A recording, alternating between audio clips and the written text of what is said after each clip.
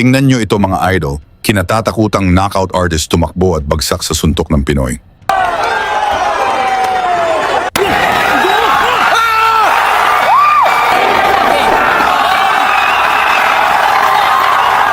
Balitang esports, nag-aatikabong mga laban. Isa sa pinakamahusay na Pinoy boxer na pwedeng mag-world champion, itong nagmula sa matatapang na angkan ng Dawis, Bohol.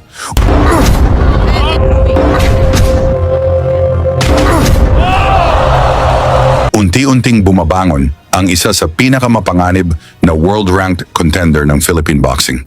Si Reggie Filipino Phenom Suganov, may 18 panalo, 7 knockout at isang pagkatalo lamang. Hawak niya ngayon ang WBO Global Light Flyweight Championship, rank number 3 sa WBO at number 6 naman sa IBF. Ngunit bago niya narating ang posisyong ito, minsan na niyang nasubukan ang pinakamataas na antas ng boxing.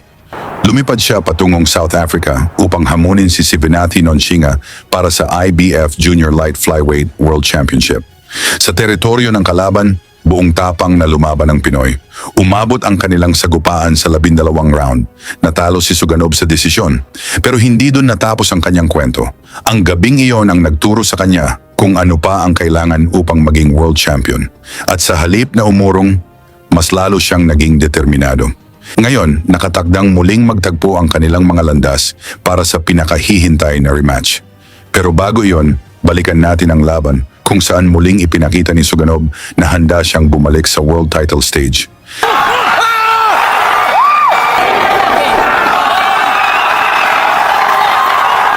Nakatapat niya ang veteranong knockout artist na si Ronald Chacon. May 33 panalo at 22 rito ay knockout. Isang mapanganib na kalaban na kayang tapusin ang laban sa isang suntok. Bago yan, pa-like at subscribe na lang kasama ang bell. Malaking tulong yan sa aming mga content creator. Sa unang round, agad na nagpalitan ng mabibigat na suntok ang dalawa. Nakasuot ng puting trunks si Suganov, itim naman ang suot ni Chacon. Pareho silang naghahanap ng pagkakataong makuha ang kontrol sa laban.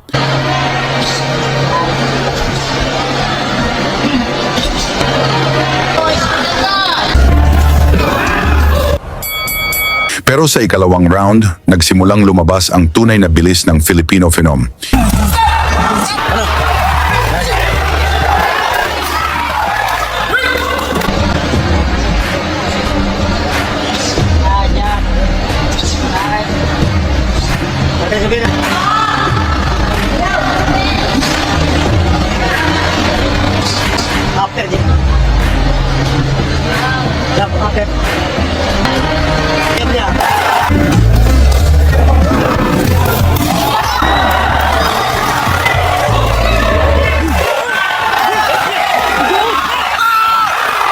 Isang malinis na kanang suntok ang biglang tumama at bumagsak si Chacon. Mabilis siyang tumayo. Pero mula sa sandaling iyon, alam na niyang hindi pangkaraniwan ang lakas ng Pinoy. Pagsapit ng ikalimang round, sinubukan ni Chacon na bumawi sa pamamagitan ng mga kombinasyon. Ngunit mailap si Suganov.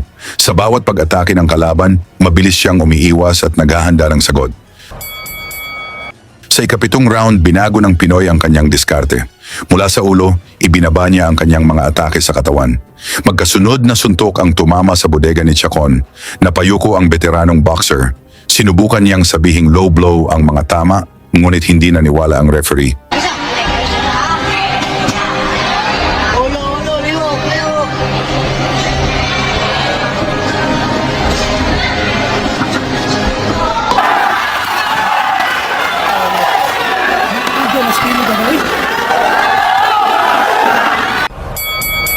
Pagsapit ng ikasiyam na round, bumagal na ang kilos ng knockout artist.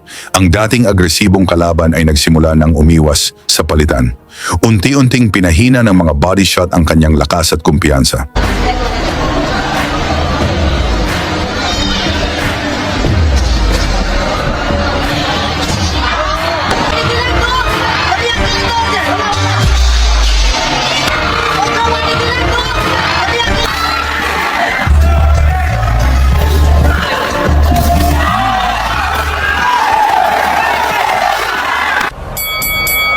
At sa huling round, ibinuhos ni Suganov ang lahat. Hinabol niya ang knockout. Pero tumakbo na lang si Chacon pilit iniiwasan ang matitinding suntok ng Pinoy.